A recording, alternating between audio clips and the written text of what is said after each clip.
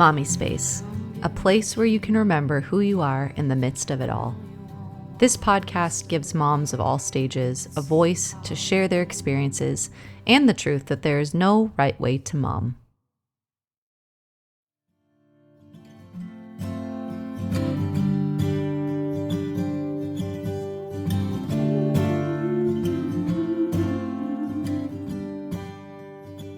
Welcome back to Mommispace. This is Bree, and today I'm here with Brooke Hoehne. Brooke, welcome to the show. Hi, thank you. Thanks for having me. Absolutely.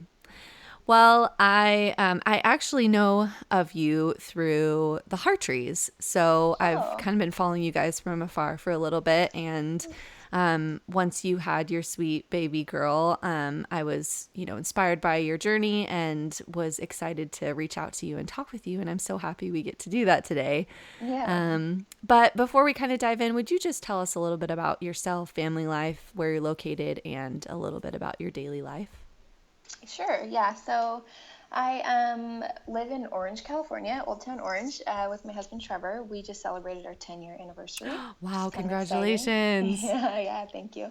And so we just bought a little Spanish-style house out here. It's super fun. We just redid it. And Wow. so we're in Orange, and I stay at home with my daughter Colette, who just turned 1. And I wasn't actually planning on staying home from work, but when it was October and I was supposed to go back to work, my maternity leave was up, and she was still sick in the hospital. And so I decided to stay home, and turned out to be a really great decision. And so I spend my days trying to keep busy with her. Yeah. she's like ready to go all the time. And so I'm just, I spend my day making plans and meeting people and walking and, that kind of thing. So it's a fun season. That's so cool. Yeah. Awesome. All right. Well, I'd love for you to kind of share the story of your journey into motherhood. Had you guys been trying to have kids? Kind of just share the backstory and what it's like so far, just raising your daughter in her first year of life. Sure. Yeah. So, I actually didn't think that I wanted children when I was younger, and part of my early 20s, I just really never been drawn to children really. I've never stopped a mom in the street and been like, "Can I look at your baby? She's so cute," I've never babysat growing up. Like I just wasn't actually drawn to it all that much, and so I was actually afraid for a while. I felt a little bit like there was something sort of missing in me, and that I wasn't drawn towards it, and I felt like there was something maybe lacking, and I was afraid that I would never really want to have children, but I did want a family, and that felt important to me. And I felt like, okay, so the way you get to a family is you get pregnant, you have babies, and you do the thing. But because I wanted ultimately to be part of a family. And so, so about probably 7 years into our marriage, we decided that we'd start trying, and I was sort of beginning to like soften to the idea and get a little bit excited about it. And so we started trying really casually at first, and then a year passed by, and so we started being like planning and seeing if we could get pregnant with being more like testing and all that stuff. And another year went by, we still didn't get pregnant, and then I had a third year where I was basically meeting with doctors for about a year trying to figure out what was going on, because we weren't able to conceive, and we couldn't figure out why. And so at the end of the third year of trying, we found out that we were basically told we wouldn't be able to have children. It was like a less than 1% chance, like super low odds. They basically told us that if we were able to, it was going to be through a pretty extreme fertility treatment. Yeah. And even with fertility treatment, there was really low odds that we would ever be able to conceive naturally. So that sort of I guess it sort of exposed in me the part of me that really wanted to be a mom, because when it was taken from me and when the choice was sort of taken from my hands, I all of a sudden realized what a gaping loss and hole that was in sort of the life that I'd hoped for myself and my husband, and had to really grieve like what I thought we would never have. And, and so we talked about adoption, we talked about other avenues, but we had decided we would just sort of give the fertility treatment a shot and see if we could make it work and make it happen. So we went to a fertility specialist and ended up doing IVF, and we did that a couple of times. And the third time that we did it, third and final time, we were like, okay, we're done with this, it worked. So we got pregnant. Yeah. So in October of 2016, I got pregnant with Colette. So it was very exciting. And I really felt, I felt really deeply happy about it, which I was pleased, like, oh, that's in me, like I'm capable of wanting to be a mom. I'm capable of loving somebody like that. And pregnancy ended up being a lot cooler than I thought it would be. Like I was never like, I never really wanted to be like, it wasn't something I like dreamed about being pregnant, but when I was like, this is actually really cool. Like it was so much more wild than I thought it would be. And like feeling her move was incredible. Like I just really loved the whole thing. But at our 12-week appointment, we went to our first ultrasound. And the ultrasound tech didn't say anything to us, and so we left, and we thought everything was fine. And we were heading to my in-laws for Christmas Eve, like dinner thing. And I got a call from my doctor, and I kind of remember her saying to me at one point, I only call you if I have bad news. If you don't hear from me, like that's a good sign. And so I remember thinking, oh, that's probably not great. And of course, like the immediate like pit in my stomach. So we finally get in touch later that day, and it turns out that the doctor had seen a ring around my daughter's umbilical cord. And what that meant was that her abdomen didn't fully close. And so she had a condition called an omphalocele. And so basically her bowels were going to sort of protrude out of her abdomen and into like her umbilical cord, which would make like a sac around most likely her like intestines and liver. And it would make this sort of like external kind of sac of like, like insides basically kind of come in and out. Yeah. So it's a total fluke thing. They don't know why it happens. But the problem with it too was that it has this really high correlation to heart defects and underdeveloped lungs and genetic abnormalities. And so there was this like part that we knew, okay, there's an omphalocele. It's horrible, but it can generally be fixed. It's like it might be okay, but then there was all these other possibilities that were just sort of like plopped into our lap. So super intense news. Like it was just really overwhelming. Like we didn't know what to do with the information. And I was totally in pieces. Like I remember I'm sorry, I'm gonna probably get a little emotional when I talk about it. No, that's okay.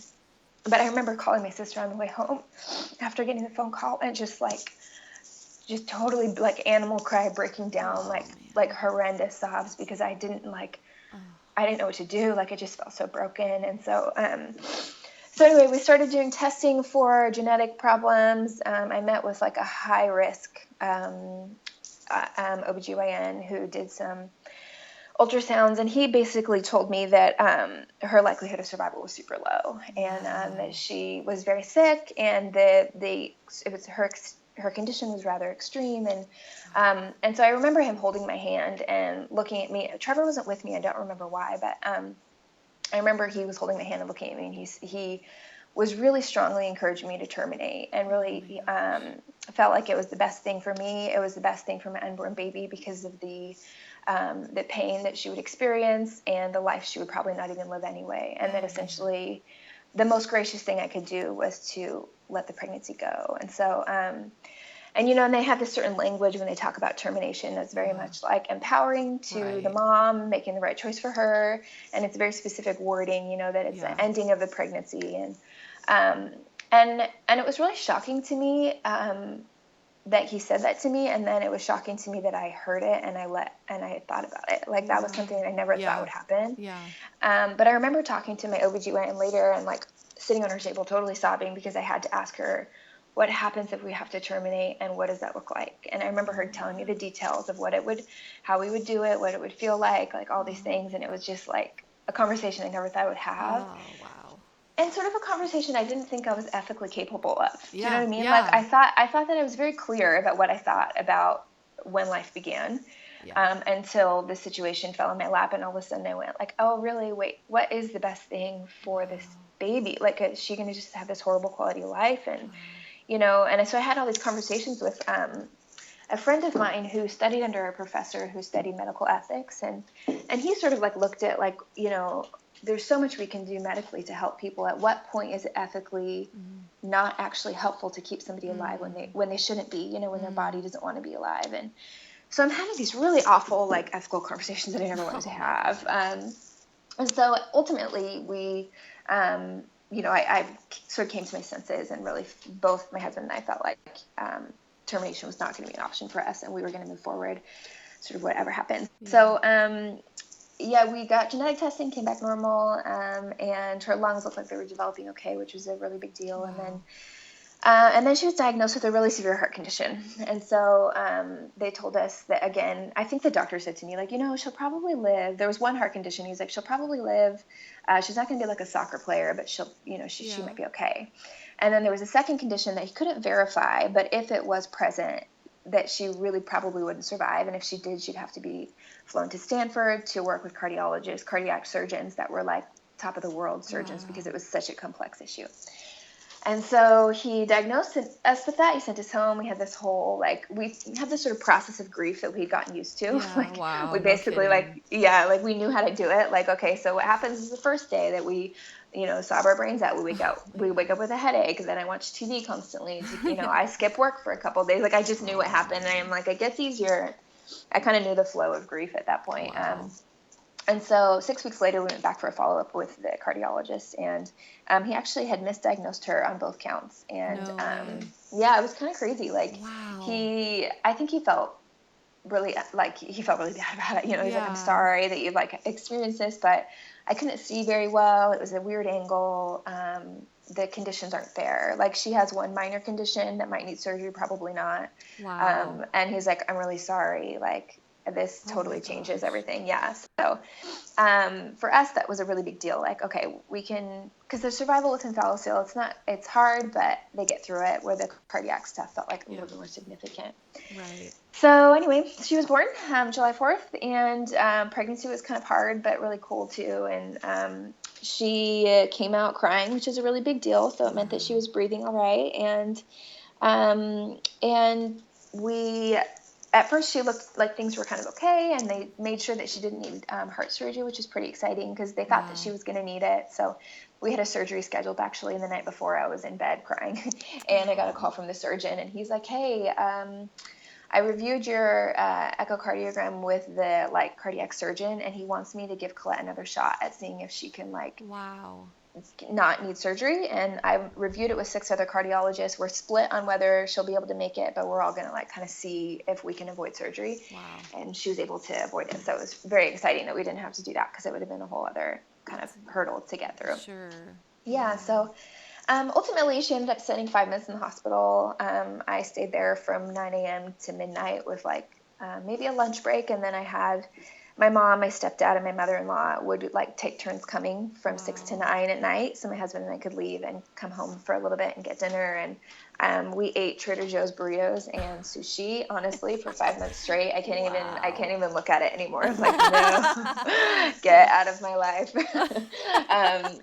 But so it's like a frozen food sort of, and then I ate in the cafeteria there, which is just horrible. But yeah, so I mean, I spent 5 months, it was just crazy, because we weren't expecting it. Like, I remember kids going back to school and being like, I'm still here, you know, and then it was Halloween and we were still there, and then it was Thanksgiving and we were still there, and it was just, like, kind of felt like there was no end in sight.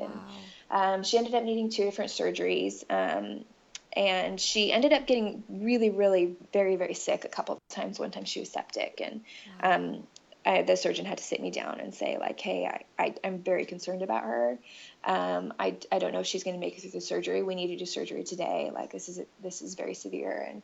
And so my husband left work and he came straight there. And by the time I walked back down the hallway with the surgeon from our conversation, they were wheeling her out of the room. Like, it was very emergency surgery. Gosh.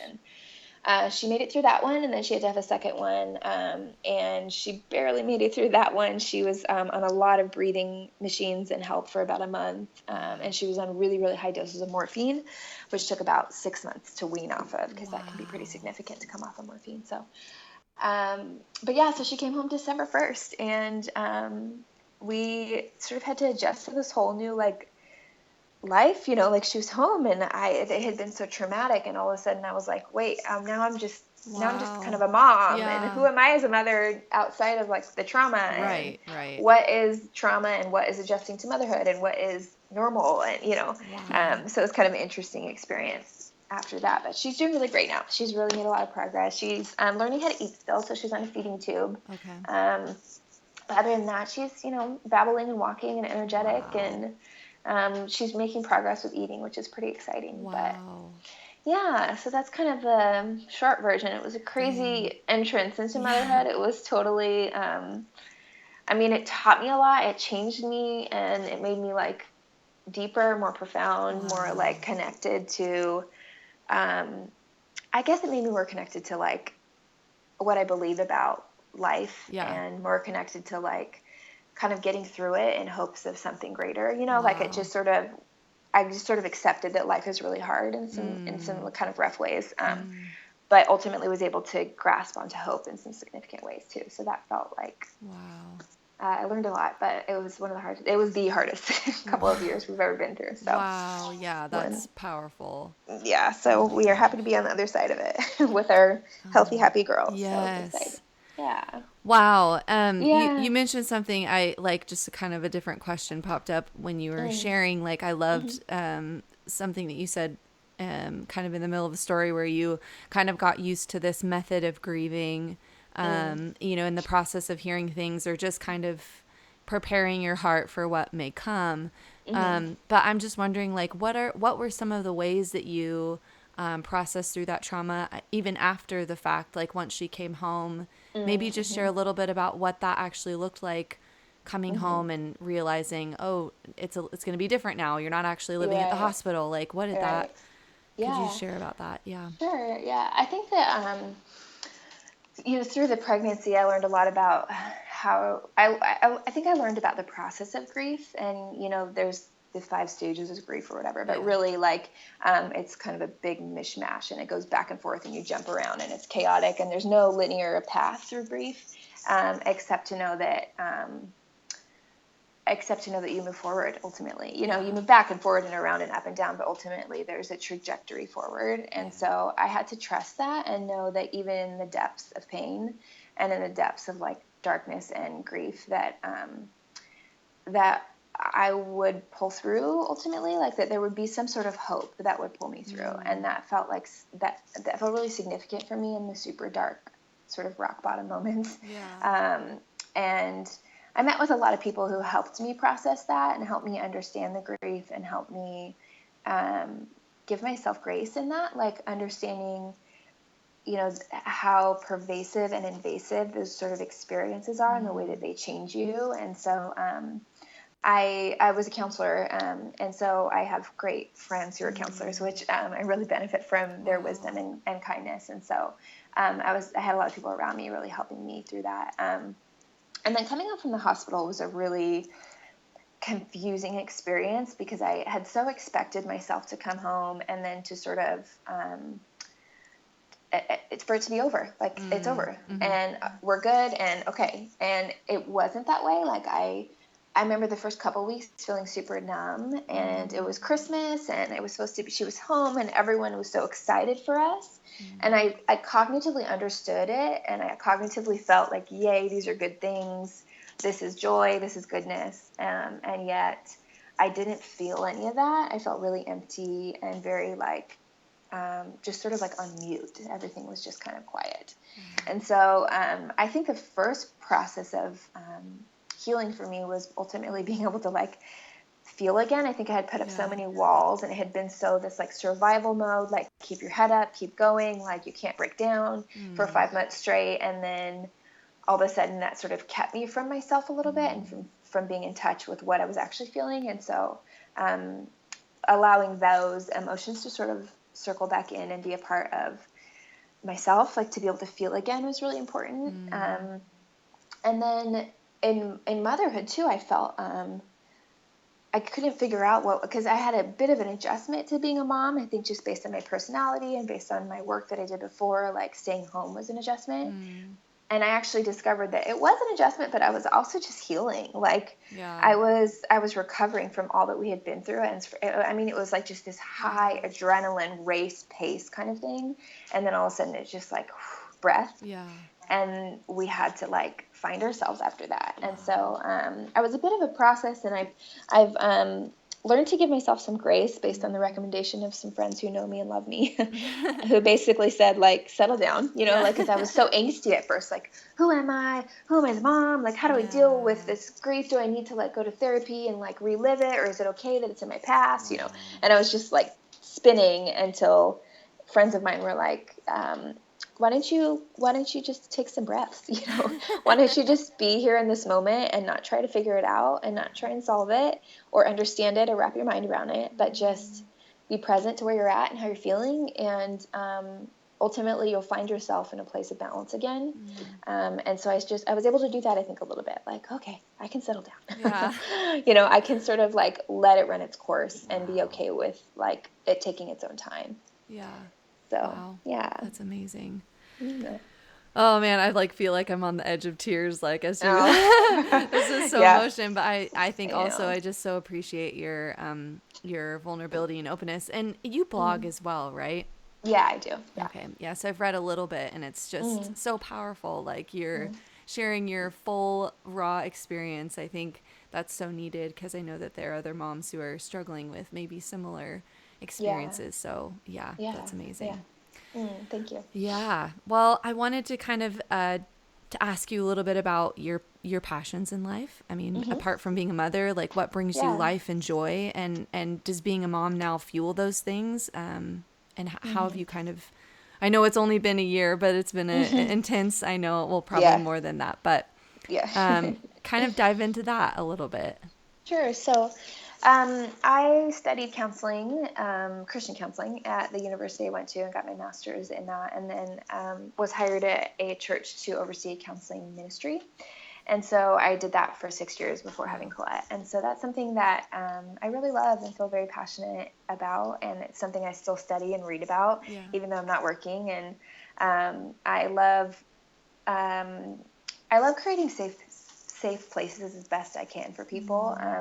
It's something I learned a lot about actually through my own experience of grief, is the way that people cared for me in my suffering was very significant. And so there were certain people who were able to be open spaces for me to feel what I was feeling.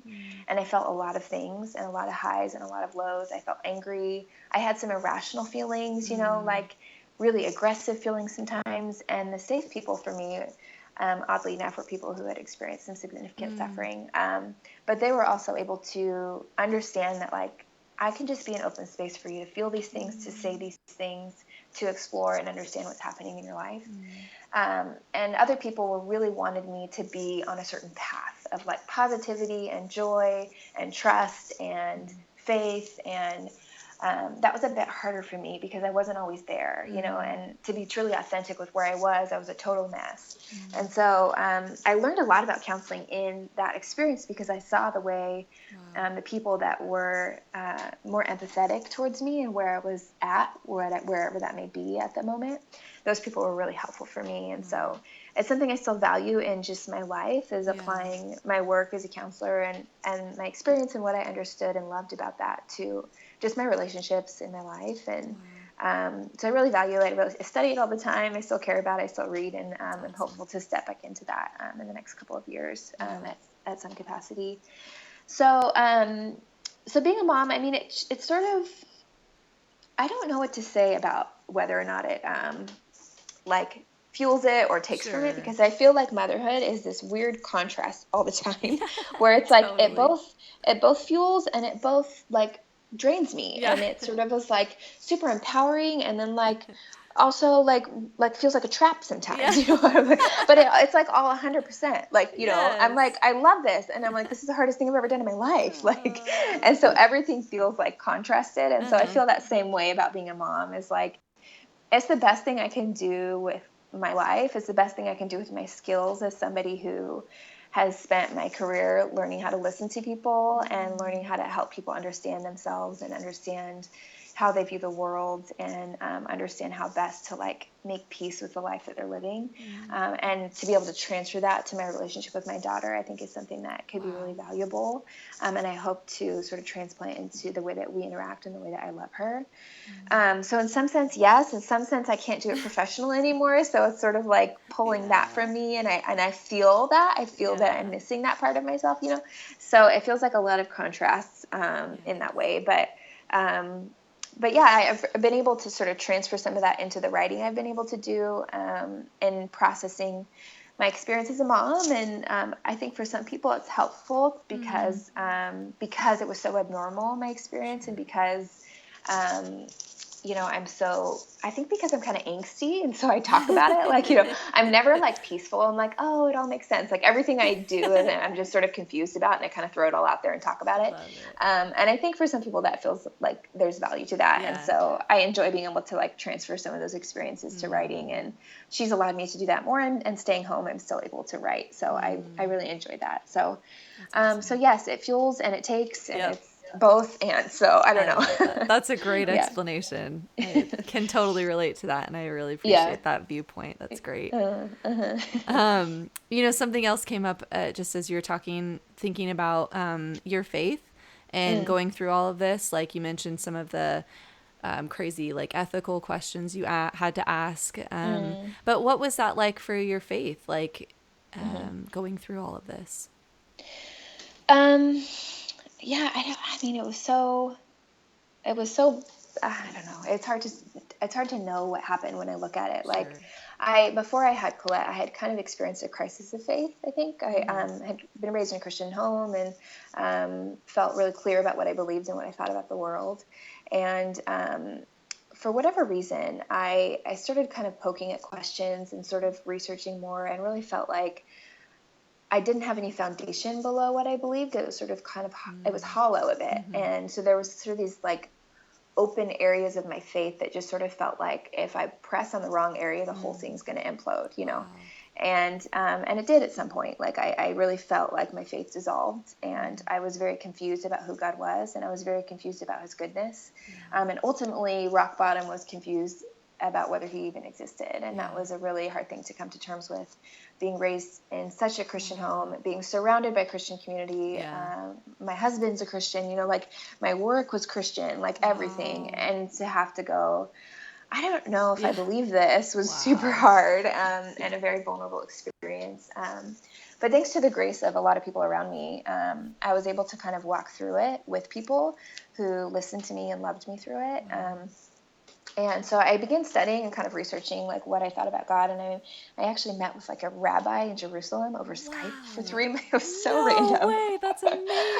I had met him when I was there on a peacemaking trip with my church. And I had messaged him about a couple questions about like belief. And he's like, well, we can Skype and study the Torah together if you want every week. So I was like, okay. So at like 1 a.m. every like Thursday night, I would Skype with this rabbi. So random. That's incredible. He was super helpful for me because some of the structural differences between the way that the like Judaism approaches faith is a bit different than Christianity, in that like they sort of they have an acceptance of like kind of the unknown and the gray areas, and they sort of like ask really hard existential questions that don't have answers, but they ask them anyway. And they sort of live in this like, we don't totally understand, but we believe. And my experience in the more evangelical tradition was that we really look for answers, and we look for structure, and we look for black and white, and because there's some clarity and there's some comfort in knowing what we know, believing what we know based on, you know, like kind of hard structures and lines. But for me, I felt really drawn to sort of the fluidity that came with Judaism, and not that I was necessarily drawn to the belief system so much as the way that they understood faith, and the way that they like sort of held it with an open hand. Like we don't actually know everything 100%. So we're going to actually act like that, you know, because it's true. And so, so he was really helpful for me. And so ultimately I was like, okay, I think I got this thing under my belt. Like I remember I wrote a blog post right before I got pregnant about really feeling like I get it. I believe, and I'm back, and I understand. I'm different, and I'm darker, and I'm a little more unclear, but I'm back. And then we got this like horrible diagnosis. And of course that makes you go like, Yeah. what?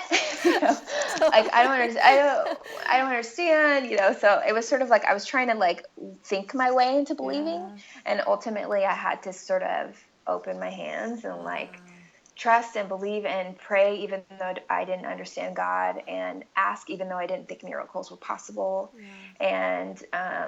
and pray as if he was good, even though I didn't know if he was cognitively. And I had to sort of act in faith without totally cognitively understanding or believing it. Wow. And the acting in faith is what sort of led me to true belief, I think, and Wow. really brought me back to a connection of who God is in my life and his Wow. goodness. And it wasn't easy, and it's not clear cut, and it's not straightforward. You know, like I'm not like, Sure. oh yeah, it's all cleared up now, because I definitely Yeah. feel confused about it. And people would say stuff to me when I was pregnant Yeah. with Colette, and she was, you know, we knew she was super sick, that, you know, it wasn't helpful about, you know, God, you know, we believe in a big God, so we believe she's going to get through this, which is stuff that's like, no, that's not true, because Right. our Yeah. neighbor in the NICU believed in God and her daughter passed away. Right. And it's Right. like, that's reality. And we have to also Yeah. acknowledge, you know, the reality of the actual, we might actually lose her. Yeah. And so it was interesting, like watching people like unable to deal with the lament of like, no, Mm. the worst thing might actually happen, but that ultimately doesn't affect who we think God is. Mm. Because our real belief is that, you know, there's hope in the life that is to come. And so Yes. sometimes life is that bad. You know, Yeah. sometimes Yeah. the bottom drops out and it's rock bottom, and you don't like, it's horrible. But our Yeah. belief is we get through it by faith, by grace, Yes. um, because we believe in something greater. And Yeah. so we strive towards that. And we believe that whatever, I remember I was talking to a professor in the midst of it. He'd been through a lot of really significant pain in his life. And I remember him saying, the thing I learned is life is actually that bad, but you get through it, and ultimately, like, um, God makes it worth it, kind of like Mm. in the next life, like when we are with God and there is Yeah. goodness, that he makes the loss of experience in this life not worthy to even be noticed. Yeah. And so for Wow. him, his grandson died at a really young age, and he goes, my grandson didn't get to live life here. He didn't have a childhood. He died a really tragic death with a lot of sickness and a lot of hospitals. I cannot fathom what it is in this next life that's going to make me not remember that. That's going to make me Mm. forget the pain and the significant loss of what we Wow. lost as a family and what he lost. But I have to believe that whatever it is, it will make me forget. It will make me, it's not Wow. even worth mentioning or noticing. Yeah.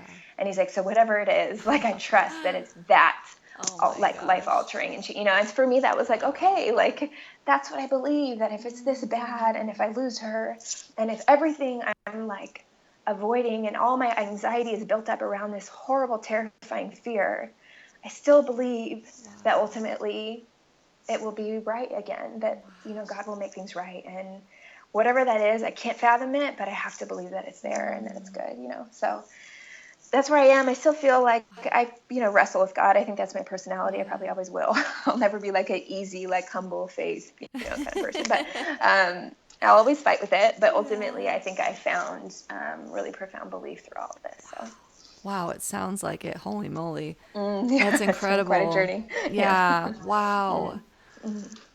Ah, that's so Mm-hmm. good. Yeah. Um, Thanks. well, I'd also just love to hear a little bit. I like to ask moms, like, what are some of the things that you do to take care of your heart in the day to day and Mm. manage your time as a Yeah. mother? A lot of moms I talk to work, Mm-hmm. or have other things on the side. So what are some of the things that you do now, like as you're probably still adjusting to home life and mom life? Like, what are some Yeah. things that you do to take care of yourself and all of that? Mm-hmm. Yeah. Um, I have discovered, I've always been a runner, and I discovered that I need that really badly, because when I was home, and I was having a very hard time adjusting at first to just being home, and I went back to running, and it has made a world of difference for me. So Wow. making sure that I make space for that. And so my husband and I now actually really prioritize making sure that he has some time where he can be home so that I can exercise. Is a very big deal for me, in a way that I mean, I always knew I liked running, and I always knew it was helpful for me, but I didn't realize how much until I kind of entered this phase of life, and I'm realizing how much that, like, time for myself Yeah. is important. And then input mentally is helpful. So making sure that I'm reading and having interesting conversations with wise friends that I am writing, that I'm kind of like still using that part of myself is really valuable in like helping me still understand who I am and be connected to the person I am outside of just being a mom. That's really valuable for me. And then being with people, I've realized like I'm sort of borderline introvert extrovert, and not right now. I am like, my husband he's like, can you stop making plans? Because I'm like back to back during the day. I'm like, I'm beach in the morning, and then I'm walking Balboa with a friend, and then we have dinner plans at night. But I realize that's really helpful for me. And fortunately, Colette like totally loves it. She loves being out and about. She gets kind of antsy at home. So that's worked out that we're both kind of on the same page with that. But being with people has been really, because that's a big loss, you know, if you're not in an office like you used to be, it's a big kind of dropout. Yeah. So making sure that I have lots of plans has been helpful as well. So, and time management, I got no idea on that one. I don't know what my life is chaos. I'm like running around like all the time trying to figure that one out. So I'll let you know. Yeah. And I don't even know that that's like a fair question until like kids are in school, right? That's like probably it's true, just so much change in the first couple years. That's great. Yeah. All right. And then have you experienced mom guilt? This is something that is always an interesting question for the moms I talk to, because I just get the greatest answers. But is there something that you've experienced that feels like mom guilt, quote unquote? And if so, what are some things that you do to kind of overcome it? I think the fact that I want to go back to work feels like mom guilt, which is funny. And the fact that I feel like that's important to me and valuable for who I am. And there's a lot of stay-at-home moms that I'm friends with, and most of them, I don't know if this is true, or maybe we just haven't had helpful conversations about it, but I feel like a lot of moms are really 100% like, I love being home. Yeah. And this is great. And so there's something in me that feels like, I feel a little bit broken, or like a little bit like off, that I don't feel that way completely. And so it's hard, because I 100% want to be with Colette, and I 100% want to work 100% of the time, both things always together. And that's not a reality. So that's definitely like a weird thing to have to like, totally, you know, like I want to work. Is that a bad thing? Is that okay? Like, but it's not because I don't love her. I actually really and I really like being with her. It's not that either. Like, it's not like I need space from her. I just feel like I need this other part of me too. And so that's been an interesting thing for me to work through. And I'll probably wait about another year until I go back to work. But the fact that I even want to is kind of like, I'm having to deal with it. Like, okay, it's okay that that's who I am, and that's part of me. And like, I don't need to feel bad about that. I don't think. I don't know. No, that's so good. Yeah. Awesome. Yeah. I also like to talk about legacy. So what do you think about when you think about the word legacy, and for your sweet Colette, and then possibly more children? Like, what is it that you want to leave for your kids? I was talking to some friends about this the other day. They were asking me about my story and my family background. And both my mom and my dad came from pretty significantly chaotic backgrounds, with a lot of mental illness and drug use and abuse, and a little bit of violence in the home and things like that. And so they came from really chaotic homes. And my parents did divorce when I was really young, but they both remarried into super stable marriages when I was really young. And so my sisters and I all feel like we had a really stable upbringing and a very loving upbringing. And so for them, like, they took what they had and they made the best with what they could. And for them, like, it's the trajectory of their lineage has completely been altered by the choices they made, because they came from chaos and they made stability. And it wasn't perfect, but it was, with what they had, I think they did a phenomenal job with what they were like given, in their own story, in their own life. They did a phenomenal job creating peace and love and a really beautiful home for us. And so my sisters and I are all married, and we have children, and I love watching my sisters' families and the stability that is even greater than the home I grew up in, and they're all married still, and there's this really beautiful love in the home. And so I feel like we were given sort of a step above because of the sacrifices and the love and the change that my parents made. And so we're able to do that even beyond, and create a really stable home for our children and like love and grace for them. And so I think that's a really beautiful picture. I talk with a lot of people when I was in counseling. I would talk with so many people who felt like, I came from this chaos and I'm living in this chaos and I can't imagine my children being able to move forward and beyond it. And for me, I had such a personal experience of no, it works. Like it does. Like it makes a difference. And it's a few paces ahead maybe, but it's a few paces ahead. Like that's a big deal, Come on, yeah. Yeah. So I hope that for Colette, like that will be, she will grow up in a really loving home and she will be able to pass that on to her children and the people around her. I hope that she experiences really high levels of empathy in her home too. Like, I think that's such a valuable, like, element of relationships and connection is to be able to listen well to people, to sort of sit where they are and be where they're at. And then, of course, as a parent, you help also redirect and encourage them towards being better and more connected with who they are and who God is and who they were meant to be.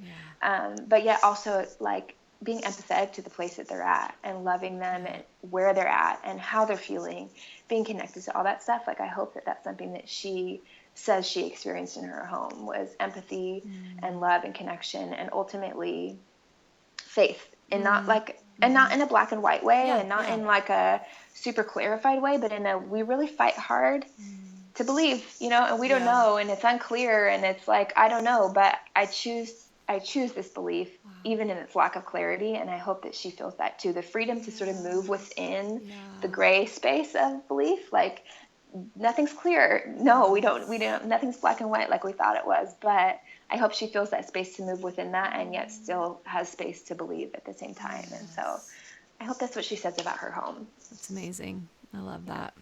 Well, I love even this, just kind of side note, like sometimes, like, especially in the Christian world, we hear the word divorce and we get weird about it or feel like, because it says, in the Bible, certain things about divorce, whatever. But I love that you had such a positive experience with it. I mean, obviously there's pain in that, but I think like, I just love the way that you shared about feeling like you had such a new chance at growing up in a loving home or whatever. So definitely, I think that's really sweet, and I just wanted to make a point of it's definitely unusual. I think that for sure, for parents, like for my parents to both remarry. I was 18 months when they divorced, and by the time I was about 2.5, they were both remarried, and they're still married to them, and they have these really beautiful relationships. So one of the problems with children of divorce is that they'll say, like, I don't totally understand what a healthy family unit looks like. And for me, I didn't feel that way. I really felt like I had two healthy family units that I was able to be loved by. And so it was definitely a unique experience and more positive. I mean, it was definitely hard, like you said, but probably more positive than the average, I would say. That's amazing. I love it. Awesome. Okay, well, I wanted to just end with one more question, and that would be a piece of advice that you'd give to a new mom. It's a kind of loaded one, but no, I love it. It's a great question. I would say to give yourself grace, because I think for me, I was looking to understand motherhood. I was looking to understand how it affected me. I was really trying to understand very quickly how it shifted my identity and how to sort of get comfortable in my boots again. I wanted to like clarify everything and tie a bow on it. And I think that really added to the anxiety of the experience and the anxiety of the transition, because I was so trying to put it in a box and understand, compartmentalize everything so that I knew what went where and why, and and ultimately, again, through wisdom and great advice of people around me, I had to learn to let that go and like not try and understand everything, and accept that motherhood is extremely seasonal and it's constantly changing, and you're changing and they're changing, and your experience as a mom is shifting as they shift. And so, I mean, I think that that's something that I've made peace with and kind of accepted in my own experience as a mom, is that I'm not gonna totally understand myself as a mom right away, and it takes some time to sort of settle in, and it's really hard sometimes. It's really genuinely very difficult, and it's confusing, and we lose ourselves in it a little bit, and then we try and find ourselves in it, and that's just part of the deal, and it's seasonal, and it will come and go, and ultimately, like, I think there's a point at which we find our balance again. And so I think what I would say to a new mom is, like, let yourself get there as you get there. Like, let the pace be the pace, and don't rush it, and don't be frustrated by it, and don't add to your anxiety by trying to put a bow on it, but just sort of roll with it a little bit. Yeah. Like you'll find you'll find the goodness and you'll find the hard parts and you'll find yourself again. You will find yourself again. So and good. I think that's important to remember. So that's awesome. I love that. What a great way to end it. Thank you so much, Brooke. That's so amazing. I'm so honored to be able to hear your story and to share it. Thank you for taking the time to do this. Sure. Thanks for having me. Absolutely. Thank you so much for listening. I hope you enjoyed today's interview. Please share this with a friend if it impacted you in any way, and leave a review on iTunes so other mamas can hear the truth, that they are enough and they are doing their very best. Be sure to catch up on what's happening in the Mommispace community every day on Instagram at Mommispace, and you can email me at mommispace@gmail.com for questions or interview recommendations. All my love to you, Mama. You're amazing. See you next week. Just to say that I'm the one you love. It's so